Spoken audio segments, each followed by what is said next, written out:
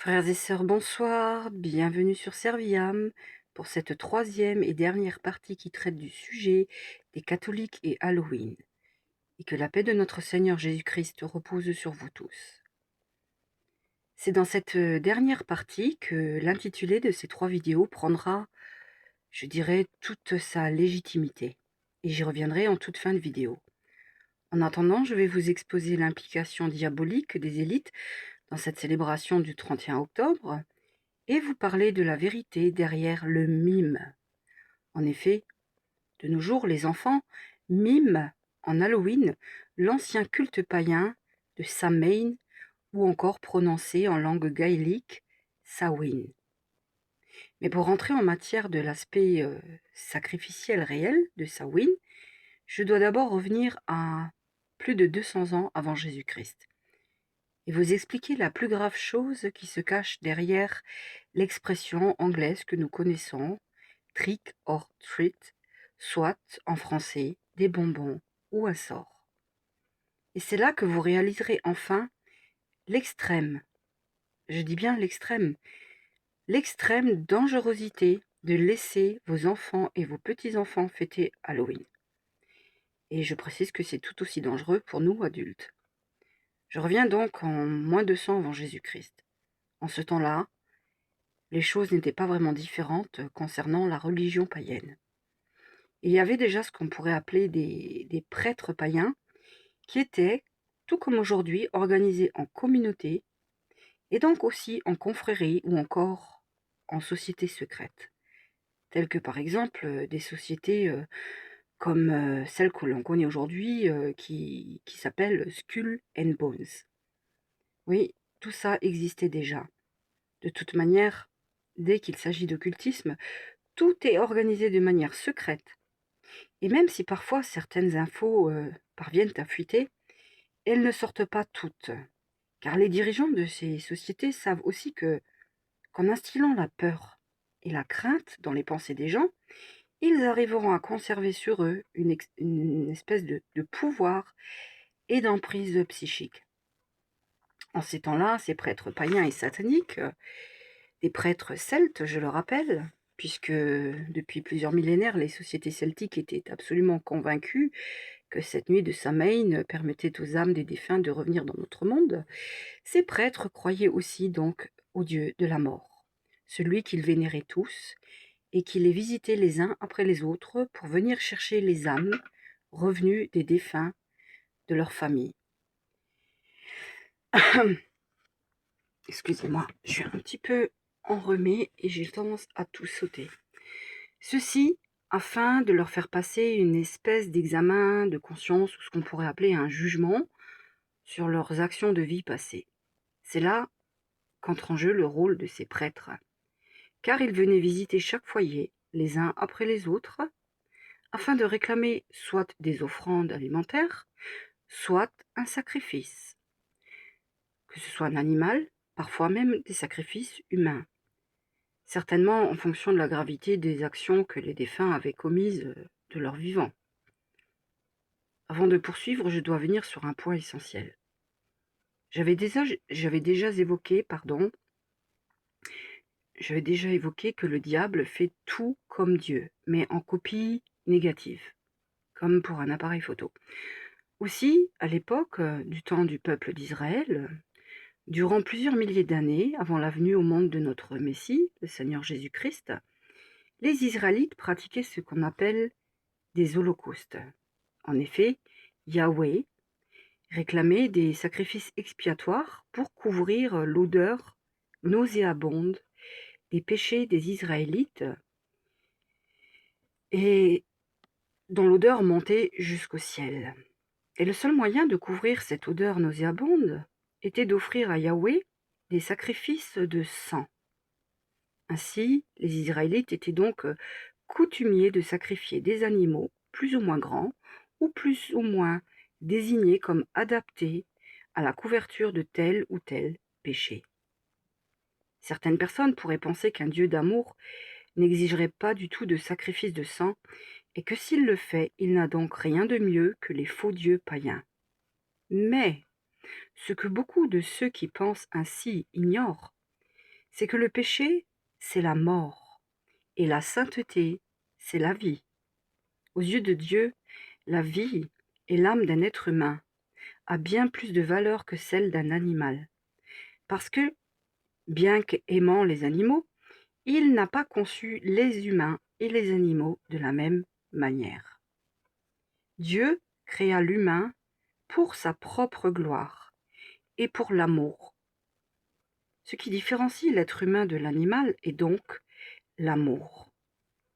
L'homme, avant la chute, avait donc été créé à l'image de Dieu, soit l'amour. Mais la différence entre l'être humain et l'animal est la forme de cet amour.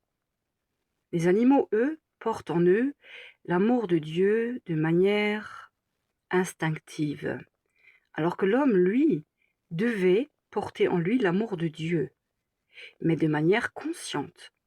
En effet, ce qui différencie les êtres humains des animaux, c'est que les êtres humains sont dotés de ce qu'on appelle le libre arbitre, et que par conséquent, ils ressentent l'amour comme une émotion, mais peuvent aussi choisir ou décider d'aimer. Ce n'est pas le cas des animaux, qui eux portent cet amour encodé dans leur génétique. C'est pourquoi les animaux ont cet amour inné, et qui nous donne aussi tellement d'amour. C'est pourquoi aussi Yahweh réclamait des sacrifices d'animaux. Je m'explique. La vie de tout être vivant, qu'il soit animal ou humain, se situe dans le sang. L'âme est dans le sang. Et c'est écrit en Lévitique au chapitre 17, dans le verset 11. Car l'âme de la chair est dans le sang. C'est encore précisé aussi dans le verset 23 du chapitre 12 du livre du Deutéronome. Car le sang, c'est l'âme, et tu ne mangeras pas l'âme avec la chair. Ainsi, l'âme de chaque créature terrestre, humaine ou animale, réside donc dans le sang. Si donc l'homme s'était abstenu du péché, son âme serait restée dans ce qu'on appelle une odeur de sainteté. Cette même odeur de sainteté que l'on peut sentir autour de certains saints décédés dont le corps n'a pas été soumis à la corruption de la chair, je dirais, ou à la putréfaction. Cette odeur de sainteté s'apparente à une odeur délicate et légère de certaines fleurs. C'est d'ailleurs cette même odeur de sainteté que l'on peut sentir parfois furtivement lors de certaines manifestations de l'Esprit Saint quand nous sommes en prière très profonde ou en communion intense avec notre Seigneur. L'expression odeur de sainteté est d'ailleurs très connue dans le catholicisme. Je disais donc que si l'homme s'était abstenu du péché originel, il aurait demeuré, de par sa pureté d'âme, en odeur de sainteté, donc en odeur agréable à Dieu. Puisque l'âme est dans le sang, et que dans le sang il y a l'âme, les actions, bonnes ou mauvaises, des hommes détermineront l'odeur que leur âme, pécheresse ou sanctifiée, transmettra à leur sang. Le sang humain peut donc avoir une odeur de mort ou une odeur de sainteté, puisque le péché, c'est la mort, et que la sainteté, c'est la vie. C'est pourquoi les Israélites, qui péchaient beaucoup, offraient régulièrement sur un autel consacré à Yahweh des sacrifices d'animaux qu'on appelait donc des holocaustes. Alors, certains me diront, pourquoi des animaux? Me demanderont pourquoi des animaux? Pourquoi pas des fruits ou des légumes? Eh bien, tout simplement parce que l'animal n'a pas la même conscience que l'homme, et que malgré le fait que toute la création ait été atteinte par la marque du péché originel, l'animal, lui, ne pêche pas au sens humain du terme, ni au sens du péché tel qu'on le comprend en tout cas. Un animal est doté d'une conscience limitée qui lui permet de faire fonctionner ses instincts de survie, de reproduction et de l'amour inné de Dieu, car cet amour étant encodé dans sa génétique. Lorsqu'un animal tue, c'est soit pour manger, soit pour se défendre. Il ne pêche donc pas au même sens que le péché humain. Le sang des animaux, qui contient, je le reprécise encore une fois parce que c'est important, qui contient leur âme, a donc pour Dieu une odeur bien plus agréable que celle du sang humain, qui lui est rempli de l'odeur engendrée par l'âme humaine qui pousse l'humain à être en état de péché. Le sang des animaux, dont l'odeur était plus agréable, était donc offert en sacrifice à Yahweh pour justement couvrir l'odeur nauséabonde du sang des humains dont l'âme est donc remplie de péché. Donc, seul un sacrifice de sang pur est capable de couvrir l'odeur nauséabonde du sang des êtres humains, odeur qui remonte jusqu'à Yahweh. Et ces holocaustes ont été perpétrés durant des millénaires, jusqu'au jour où notre Seigneur Jésus-Christ s'est fait lui-même chair et a fait couler son sang parfait, pur, en odeur de sainteté absolue, et cela afin de couvrir l'odeur nauséabonde du sang des humains remplis de péché. Dieu, qui en avait assez des holocaustes, qui ne les supportait plus, car les sacrifices se faisaient année après année, siècle après siècle, Dieu ne trouvait plus agréable ces sacrifices. Ces sacrifices ne trouvaient plus grâce aux yeux de Dieu. Il en a eu assez. Il a donc envoyé sur terre celui qu'on appelle l'ultime Pâque, soit notre Seigneur Jésus-Christ, soit aussi le sacrifice parfait et perpétuel en sa personne, la personne de son Fils unique, notre Seigneur, Roi et Maître Jésus-Christ. Vous comprenez maintenant pourquoi choisir Jésus, c'est la vie. En choisissant Jésus, nous nous plaçons sous son sang qui est en parfaite odeur de sainteté. Et alors, le sang humain, à l'odeur nauséabonde des pécheurs que nous sommes, se purifie et reçoit donc cette odeur de sainteté indispensable pour trouver grâce aux yeux de notre Dieu. Toute personne qui se place sous le sang du Christ accepte de se laisser transformer par son Esprit Saint, dont, je le répète, l'odeur est parfaitement agréable. Et alors, l'Esprit Saint, qui purifie nos pensées, nos cœurs et nos actions, refaçonne en quelque sorte nos âmes à l'image de Dieu, qui est donc amour. Et alors nos âmes se sanctifient et notre sang, qui contient cette âme, commence à sentir meilleur pour arriver à une odeur agréable à Dieu. C'est cela ce qu'on appelle être donc en odeur de sainteté. Et c'est aussi pour cette raison que certains saints, des grands mystiques, des grands saints catholiques très connus, et qui sont morts en état de grâce, conservent encore aujourd'hui un corps incorruptible et aussi une odeur agréable. Car leur corps demeure vivant, comme celui du Christ, vivant et saint. Seule est partie l'âme, mais le corps y reste vivant. Le jour de la deuxième venue du Messie, d'ici quelques années, pour la résurrection de tous, ces saints ouvriront simplement les yeux, car leur âme immortelle réintégrera à nouveau ce corps qui est déjà, en quelque sorte, glorieux, et qui le deviendra parfaitement et absolument. Voilà, et donc ce sont des corps qui sont imputrescibles, je le précise, je le reprécise. C'est cela l'immortalité. Quant à tous ceux qui sont morts en Christ, mais dont le corps a pourri, je dirais, c'est parce qu'ils n'étaient pas encore en état de sanctification totale. Ils étaient moins pécheurs que d'autres êtres humains, mais au niveau de la sanctification que certains grands saints avaient, ils étaient encore loin du compte. Voilà, maintenant que je vous ai précisé tout ceci, parce que c'était important, j'en reviens donc à ces rituels sacrificiels celtes, offerts aux dieux, donc aux dieux de la mort, et qui étaient perpétrés par ces prêtres ou ces druides celtiques. Je disais donc que le diable copie Dieu, mais comme dans un négatif photo. Le diable exige donc aussi des sacrifices de sang, car tout comme Dieu exige le sang, donc une âme en odeur de sainteté, le diable, lui, exige le sang humain en guise de profanation et de provocation envers Dieu. Et c'est pourquoi ces civilisations pratiquaient aussi des sacrifices de sang à l'aide soit d'animaux, soit d'êtres humains.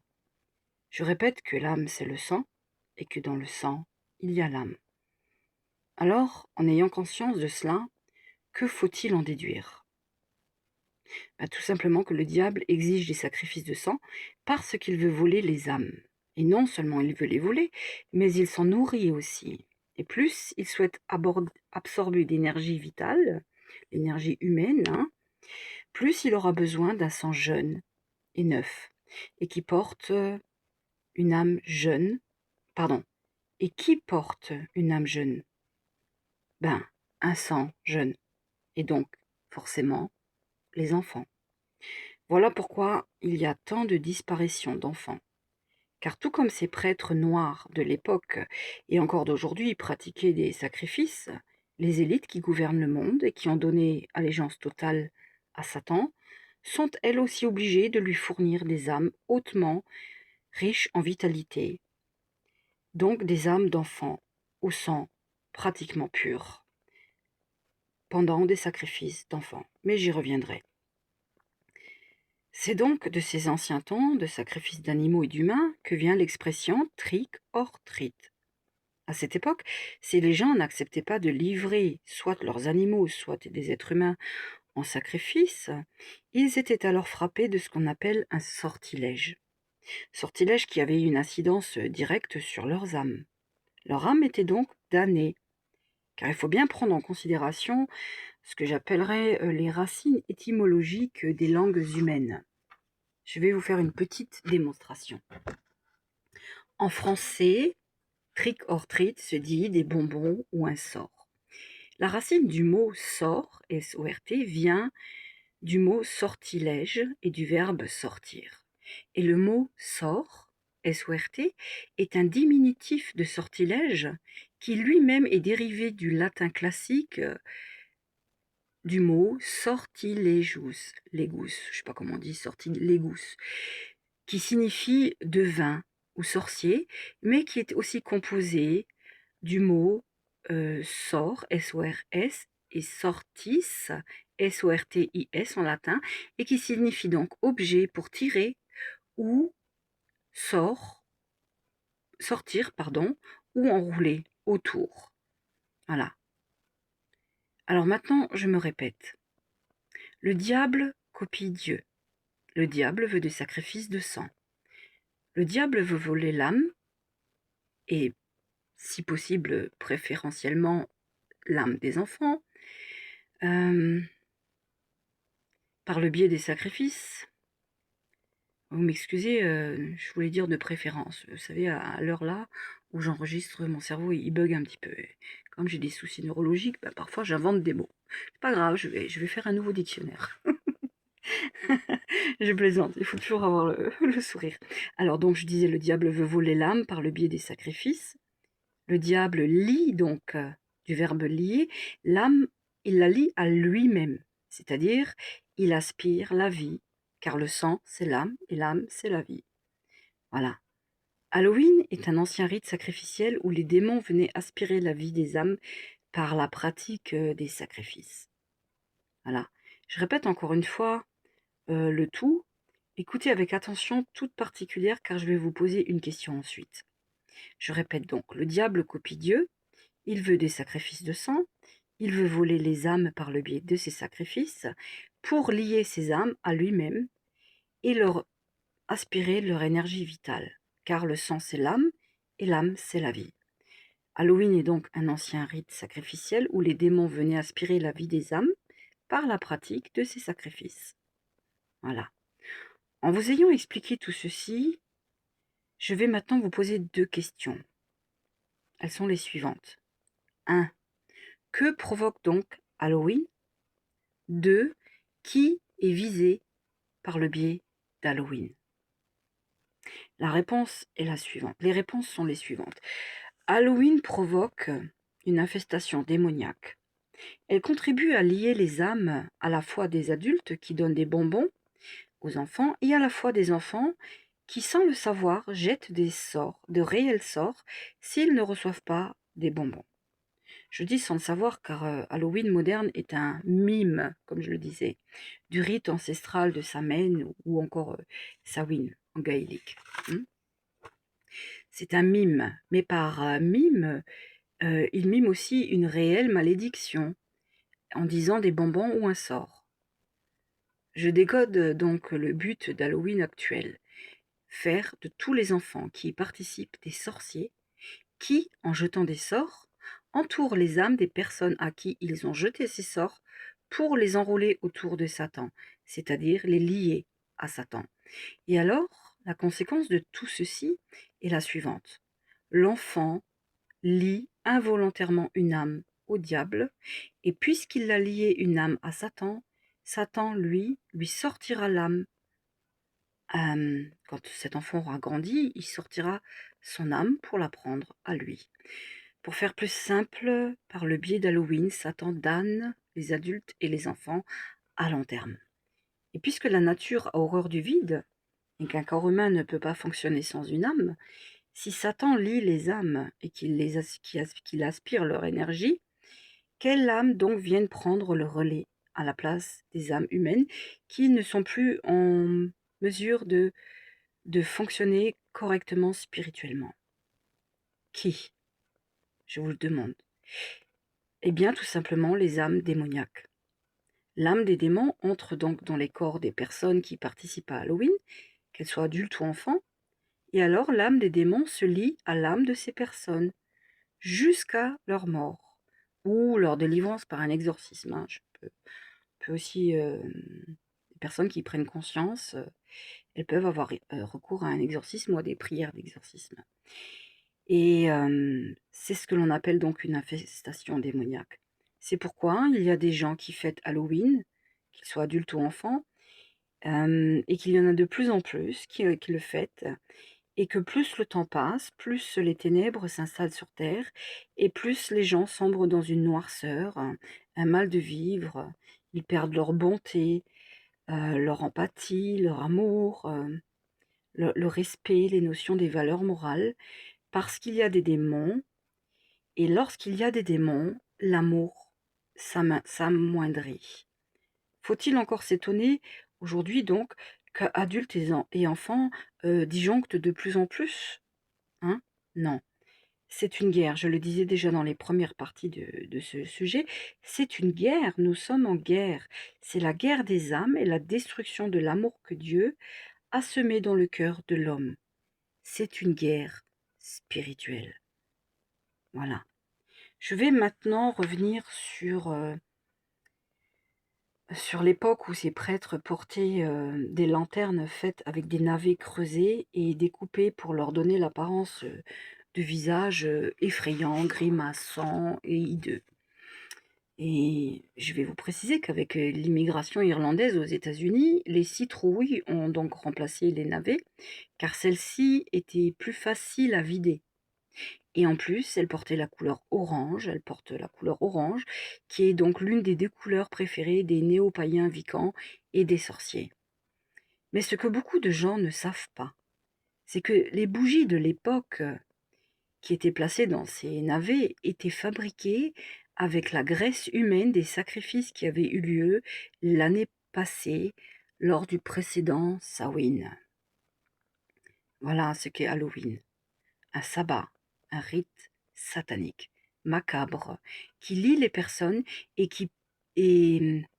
comment dire, les personnes qui participent à ces rituels sont donc d'office liées au diable, sans même qu'ils en aient conscience.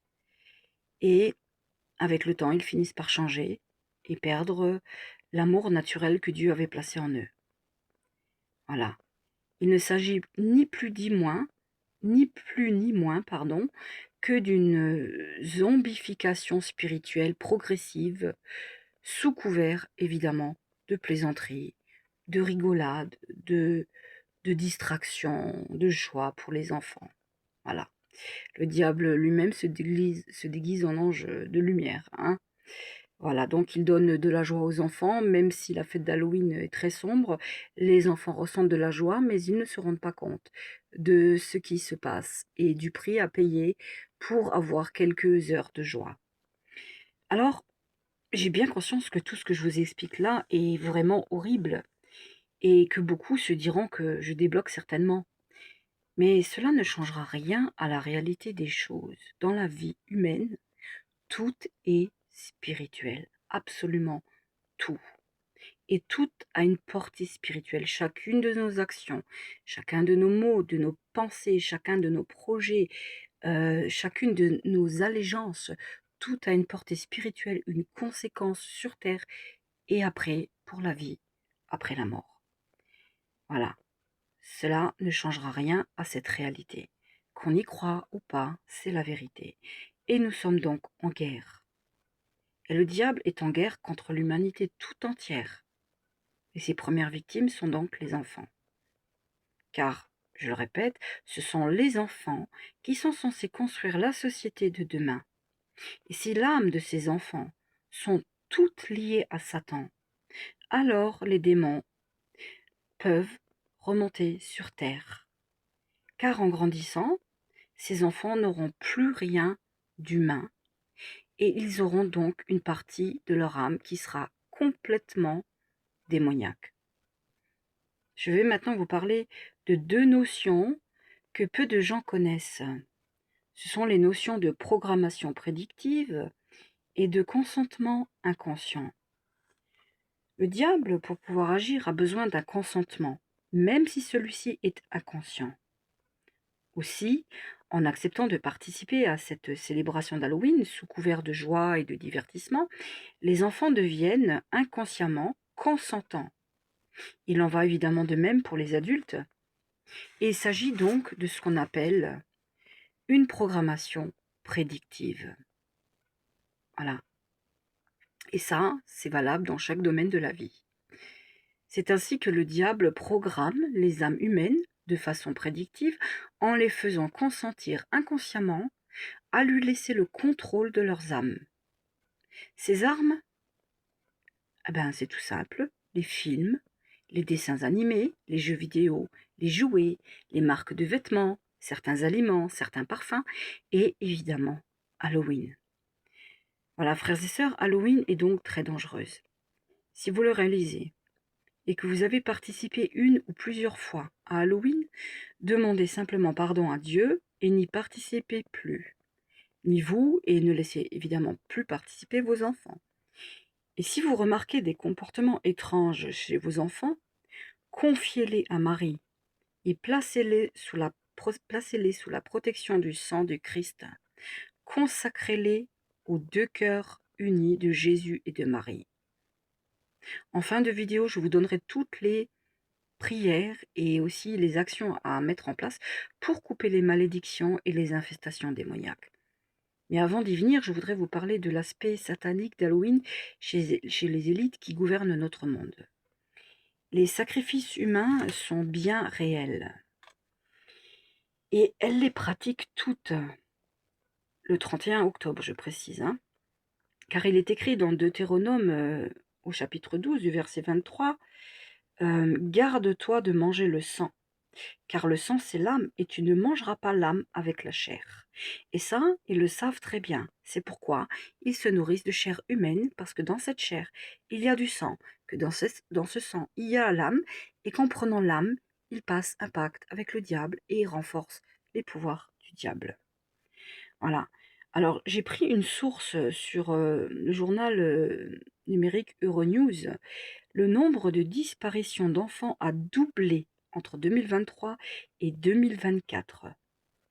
Alors, selon la source de l'ONG Missing Children Europe, en 2024, ce sont plus de 124 000 enfants qui ont disparu. Et cela rien qu'en Europe. Certains sont retrouvés, bien sûr, assez rapidement, mais d'autres jamais. Bien sûr, ces institutions officielles et ces ONG expliquent ces disparitions par soit des fugues, soit des migrations ou même des trafics sexuels. Mais combien d'enfants qui ne sont jamais retrouvés passent dans les mains de sataniques pour être sacrifiés sur l'autel du diable? Beaucoup de ces enfants terminent dans des endroits destinés à ces sacrifices. Et cela même si les institutions officielles n'en parlent jamais, ou ni les faits, ou encore trafiquent les données et les chiffres. Au 1er septembre 2025, le CICR, c'est un organisme humanitaire qui s'appelle le Comité international de la Croix-Rouge, il dénonçait déjà une augmentation alarmante du nombre de personnes portées disparues dans le monde entier, hein, que ce soit adultes ou enfants confondus. Et cette source vient du journal Le Monde. Là encore, c'est expliqué par les guerres ou les migrations ou les pétages de plomb de certaines personnes. Mais en réalité, beaucoup de gens passent sous les mains des satanistes pour des sacrifices, hein, ou même sont mis dans les trafics d'êtres humains, hein. Voilà. Donc, au sujet de la réelle implication spirituelle à caractère sacrificiel, beaucoup d'anciens satanistes repentis et ayant aussi donné leur vie à Jésus-Christ témoignent de ces vérités. Vous pouvez trouver une profusion de vidéos qui sont très correctes de ces personnes qui confient la vérité, qui se repentent et qui avouent leurs fautes passées. Ainsi, par exemple, un certain Tom Sanguinet, alors je ne sais pas comment ça s'écrit à la fin, il était en fait ancien grand prêtre de tradition celtique et aussi sorcier repenti. Et il affirme que la version actuelle de la fête de Samhain, ou Samhain, soit Halloween, trouve son origine dans la pleine lune la plus proche du 1er novembre. Pleine lune qui marquait donc le nouvel an des sorcières.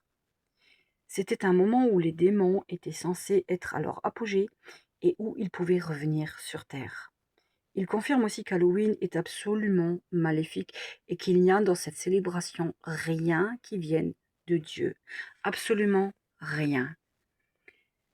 Voilà, frères et sœurs, j'aurais pu développer davantage tout ce sujet sur Halloween, car il y aurait en vérité tellement d'autres choses à exposer.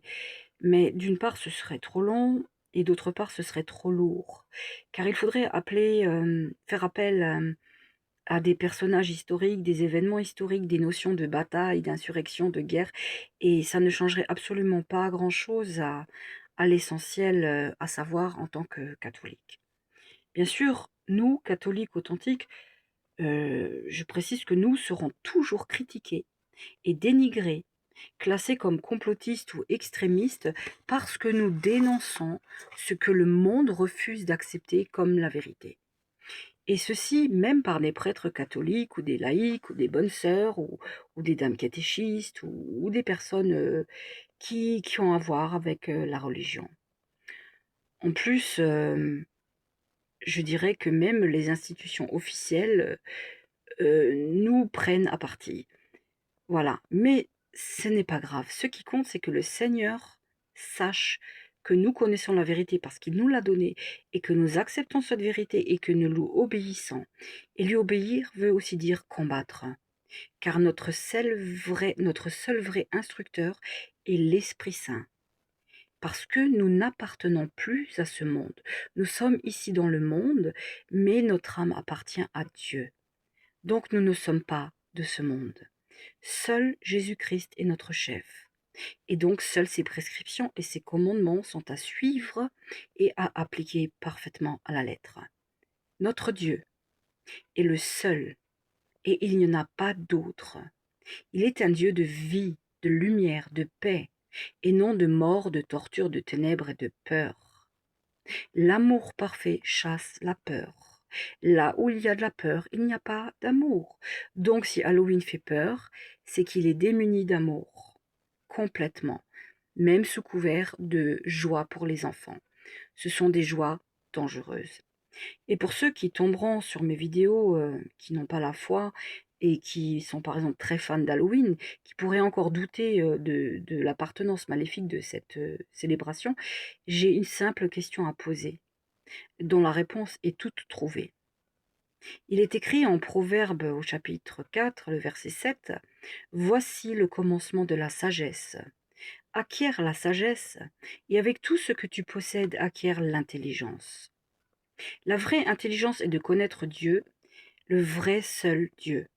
Tout le reste n'est que vent, poussière, passager et futile. Alors ma question est la suivante. Je leur pose à eux, ceux qui célèbrent Halloween, qui aiment Halloween, qui sont fans d'Halloween, qui sont dans le monde, qui ne croient pas en Dieu.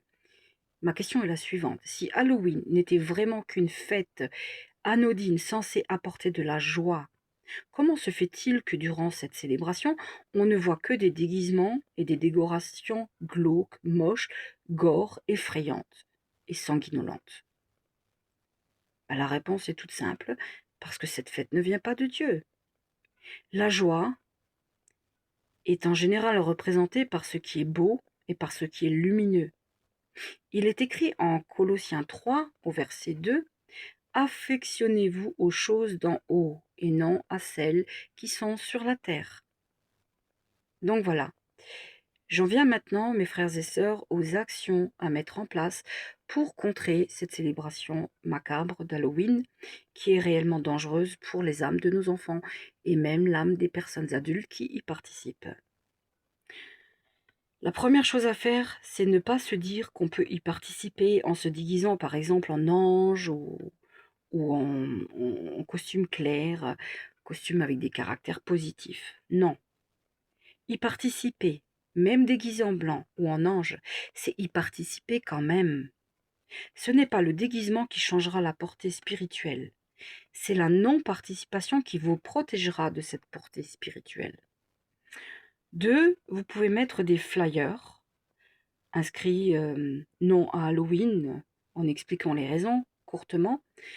En commentaire de mes 2 premières vidéos sur le sujet, vous trouverez le lien PDF à télécharger pour que vous puissiez vous imprimer vous-même vos flyers. 3, n'ouvrez surtout pas la porte aux enfants. Ne les laissez pas, ne leur donnez pas l'opportunité de prononcer devant vous, contre vous, la formule des bonbons ou un sort. Surtout pas. Sinon, ça apportera le malin sur vous. Et ça contribuera à lier davantage l'enfant avec le diable. Vous pouvez déposer un panier devant votre porte avec des petits dizainiers bénis, ainsi que des petites cartes explicatives de la prière du rosaire. Vous pouvez asperger vos portes, vos clôtures et les abords de vos maisons ou de vos appartements avec de l'eau bénite ou au nom du Père et du Fils et du Saint-Esprit, évidemment, je le précise.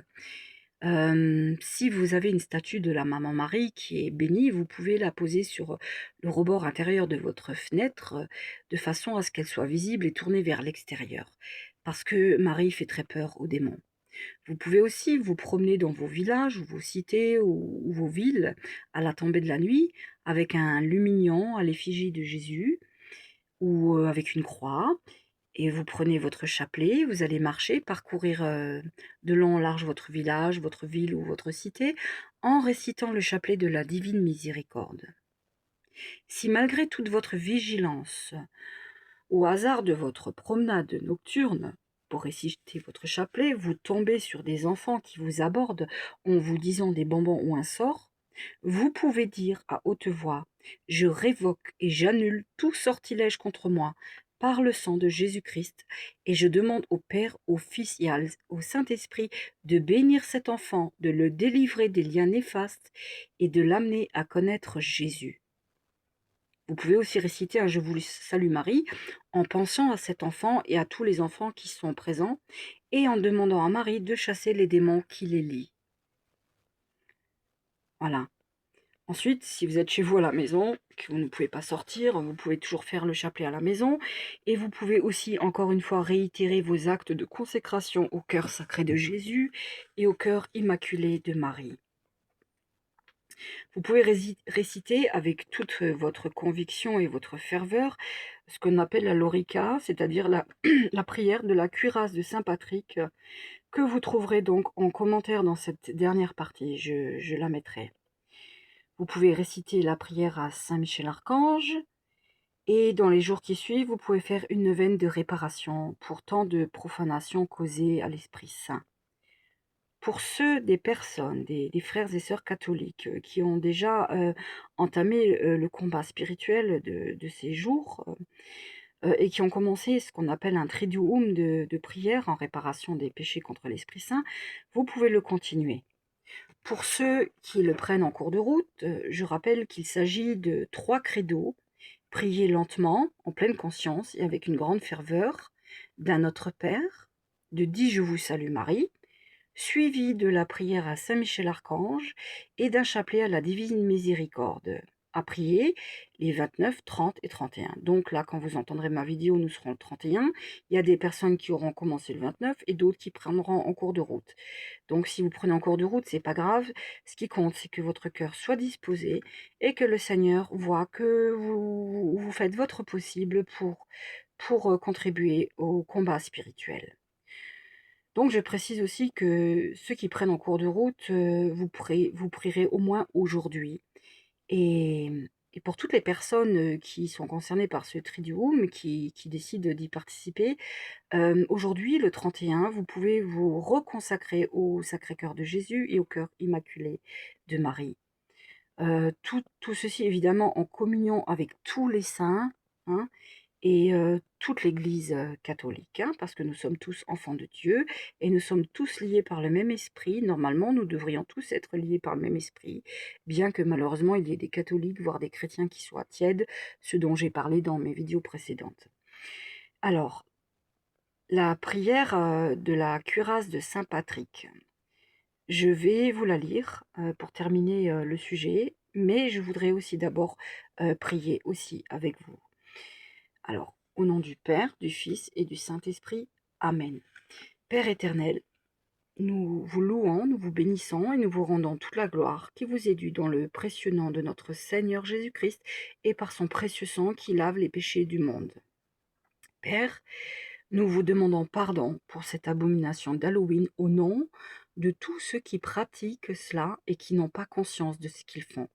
Que vous puissiez être miséricordieux avec eux et venir les instruire, afin qu'ils puissent renoncer aux œuvres infructueuses des ténèbres. Nous vous demandons aussi, en communion de prière avec tous nos frères et sœurs, de protéger l'âme de ces enfants qui ne voient pas le mal et le danger derrière ces célébrations et qui bien souvent fêtent les choses de façon innocente en faisant confiance à leurs parents. Nous vous prions aussi pour les parents qui n'ont encore pas compris la vérité et qui donnent accès à, à ces, comment dire, ces malédictions à leurs enfants. Nous vous prions, Seigneur, aussi pour toutes les personnes qui ont enfin compris la vérité, pour que vous puissiez les affirmer dans leur foi et qu'elles puissent rejoindre et grossir les rangs de notre armée de soldats du Christ. Je vous rends grâce pour ça et je vous remercie. Seigneur Jésus, nous t'aimons, nous te glorifions, nous te louons et nous te rendons toute la gloire qui t'est due. Parce que tu es notre Sauveur, tu es notre Roi, tu es notre Rédempteur, tu es notre Dieu, tu es notre ami, tu es notre tout. Tu es tout. Merci Seigneur pour ton sang précieux. Nous nous plaçons tous volontairement avec joie et avec fidélité sous ton sang précieux dans ces temps de ténèbres. Protège-nous dans le combat spirituel. Donne-nous la puissance de frappe nécessaire pour extirper un maximum de gens de ces abominations. Voilà, merci Seigneur. Maman Marie, toi qui fais fuir les démons, déploie ta puissance. Et Saint Michel Archange, protège-nous, protège-nous. Voilà. Je crois en Dieu le Père Tout-Puissant, Créateur du ciel et de la terre, et en Jésus-Christ, son Fils unique, notre Seigneur, qui a été conçu du Saint-Esprit, est né de la Vierge Marie, a souffert sous Ponce Pilate, a été crucifié et mort, a été enseveli, est descendu aux enfers, le troisième jour est ressuscité des morts, est monté aux cieux, est assis à la droite de Dieu le Père Tout-Puissant, d'où il viendra juger les vivants et les morts. Je crois en l'Esprit Saint, à la Sainte Église catholique, à la communion des saints, à la rémission des péchés, à la résurrection de la chair et à la vie éternelle. Notre Père qui êtes aux cieux, que votre nom soit sanctifié, que votre règne vienne, que votre volonté soit faite sur la terre comme au ciel. Donnez-nous aujourd'hui notre pain de ce jour. Pardonnez-nous nos offenses comme nous pardonnons aussi à ceux qui nous ont offensés. Et ne nous laissez pas entrer en tentation, mais délivrez-nous du malin. Car c'est à vous qu'appartiennent le règne, la puissance et la gloire pour les siècles des siècles. Amen. Je vous salue Marie, comblée de grâce. Le Seigneur est avec vous. Vous êtes bénie entre toutes les femmes, et Jésus, le fruit de vos entrailles, est béni. Sainte Marie, Mère de Dieu, priez pour nous pauvres pécheurs, maintenant et à l'heure de notre mort. Amen. Je vous salue Marie, comblée de grâce. Le Seigneur est avec vous. Vous êtes bénie entre toutes les femmes, et Jésus, le fruit de vos entrailles, est béni. Sainte Marie, Mère de Dieu, priez pour nous pauvres pécheurs, maintenant et à l'heure de notre mort. Je vous salue Marie, comblée de grâce, le Seigneur est avec vous. Vous êtes bénie entre toutes les femmes, et Jésus, le fruit de vos entrailles, est béni. Sainte Marie, Mère de Dieu, priez pour nous pauvres pécheurs, maintenant et à l'heure de notre mort. Amen. Je vous salue Marie, comblée de grâce. Le Seigneur est avec vous. Vous êtes bénie entre toutes les femmes, et Jésus, le fruit de vos entrailles, est béni. Sainte Marie, Mère de Dieu, priez pour nous pauvres pécheurs, maintenant et à l'heure de notre mort. Amen. Je vous salue Marie, comblée de grâce. Le Seigneur est avec vous. Vous êtes bénie entre toutes les femmes, et Jésus, le fruit de vos entrailles, est béni. Sainte Marie, Mère de Dieu, priez pour nous, pauvres pécheurs, maintenant et à l'heure de notre mort.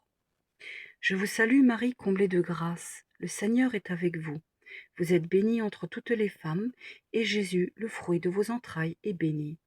Sainte Marie, Mère de Dieu, priez pour nous pauvres pécheurs, maintenant et à l'heure de notre mort. Je vous salue Marie, comblée de grâce. Le Seigneur est avec vous. Vous êtes bénie entre toutes les femmes, et Jésus, le fruit de vos entrailles, est béni. Sainte Marie, Mère de Dieu, priez pour nous pauvres pécheurs, maintenant et à l'heure de notre mort. Amen. Je vous salue Marie, comblée de grâce. Le Seigneur est avec vous. Vous êtes bénie entre toutes les femmes, et Jésus, le fruit de vos entrailles, est béni. Sainte Marie, Mère de Dieu, priez pour nous pauvres pécheurs, maintenant et à l'heure de notre mort. Amen. Je vous salue Marie, comblée de grâce, le Seigneur est avec vous. Vous êtes bénie entre toutes les femmes, et Jésus, le fruit de vos entrailles, est béni. Sainte Marie, Mère de Dieu, priez pour nous pauvres pécheurs, maintenant et à l'heure de notre mort. Amen. Je vous salue Marie, comblée de grâce. Le Seigneur est avec vous. Vous êtes bénie entre toutes les femmes, et Jésus, le fruit de vos entrailles, est béni. Sainte Marie, Mère de Dieu, priez pour nous pauvres pécheurs, maintenant et à l'heure de notre mort. Amen. Gloire soit au Père, au Fils et au Saint-Esprit, comme il était au commencement, maintenant et toujours, et dans les siècles des siècles. Amen. Et après ces dit Je vous salue Marie, symboliquement, j'éteins la flamme qu'engendre la brûlure d'Halloween pour la remplacer par la lumière du Christ roi, du Sacré-Cœur de Jésus. Voilà, notre Seigneur est triomphant pour toute éternité. Je vais maintenant réciter la prière de Saint Michel Archange.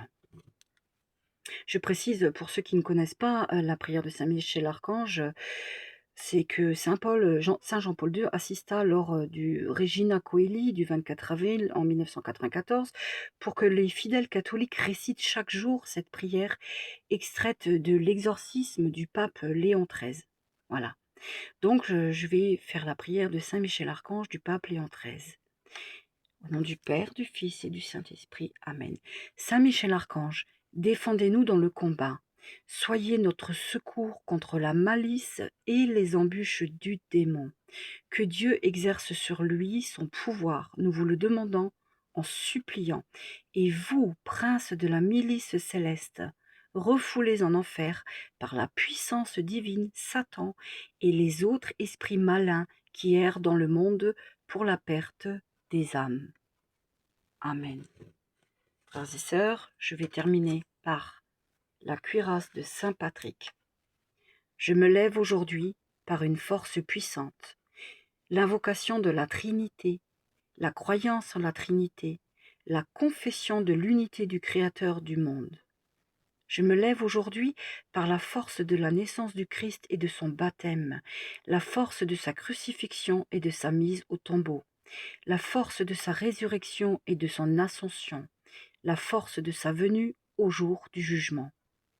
Je me lève aujourd'hui par la force des ordres des chérubins, dans l'obéissance des anges, dans le service des archanges, dans l'espoir de la résurrection, dans les prières des patriarches, dans les prédications des prophètes, dans les prédications des apôtres, dans les fidélités des confesseurs, dans l'innocence des vierges saintes, dans l'action des hommes justes.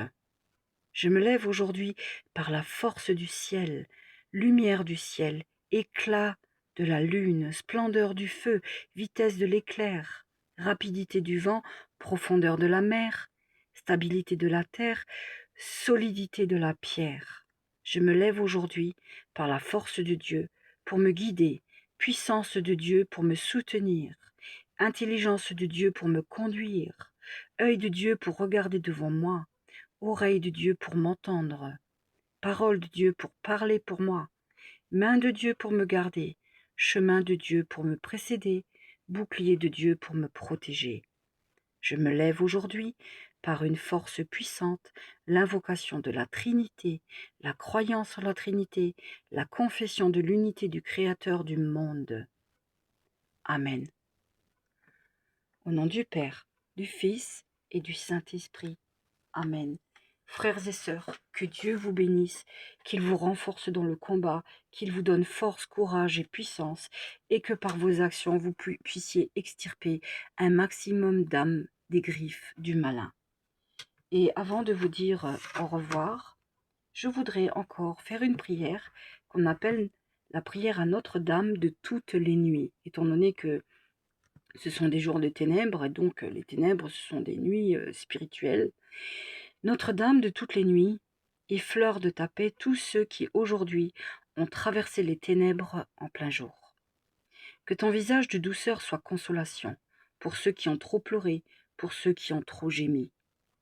Entends le soupir de celui qui ne sait plus que murmurer « Je vous salue Marie ». Accueille la détresse du pauvre pécheur qui du fond de sa nuit te crie « Ave Marie ». N'ignore pas ceux et celles qui égrènent leur chapelet pour plonger dans le mystère du Dieu toujours au-delà. Ô Notre-Dame de toutes les nuits, rejoins-nous sur les sentiers de la foi où il faut dire oui. Dans l'obscurité de la confiance, viens partager avec nous ce chemin qui dessine dans notre pénombre la Pâque de ton Fils. Amen. Ô Marie conçue sans péché, priez pour tous ces enfants qui sont victimes des ignorants. Ô Marie conçue sans péché, priez pour tous ces enfants qui sont victimes des attaques du diable. Ô Marie sans péché, priez pour tous les parents qui sont ignorants. Au nom du Père, du Fils et du Saint-Esprit. Amen. Voilà, frères et sœurs, ainsi s'achèvent mes trois parties de mon exposé sur Halloween, en espérant que cela vous ait édifié, fortifié, et que vous puissiez porter du bon fruit. Je vous aime tous, je suis heureuse de vous compter parmi mes frères et sœurs. Je vous garde tous en union de prière. Je vais mettre la prière de la cuirasse de Saint Patrick en commentaire sous la vidéo. Vous pouvez aussi télécharger le PDF Non à Halloween dont le lien est disponible en commentaire dans la première et la deuxième partie. Je le remettrai également aussi sur cette troisième partie. Pour ce qui est du chapelet de la miséricorde divine, vous le connaissez. Je ne l'ai pas fait là ce soir parce que je n'ai pas suffisamment d'espace de stockage, mais je ferai de toute façon mon chapelet en fin de soirée quand il commencera à faire nuit. J'irai faire toutes ces prières et mon chapelet dans le village avec ce petit lumignon de Jésus-Christ. Et voilà, et j'ai bien l'intention de combattre pour œuvrer à l'édification du royaume de notre Seigneur ici sur terre. Seigneur Jésus, nous t'aimons. Seigneur Jésus, nous t'adorons. Seigneur Jésus, nous te servons. Seigneur Jésus, jusqu'à la mort, nous te serons fidèles et nous ferons tout ce que tu nous ordonneras. Amen. Soyez bénis, frères et sœurs, et à très bientôt pour un nouveau sujet. Bonne nuit.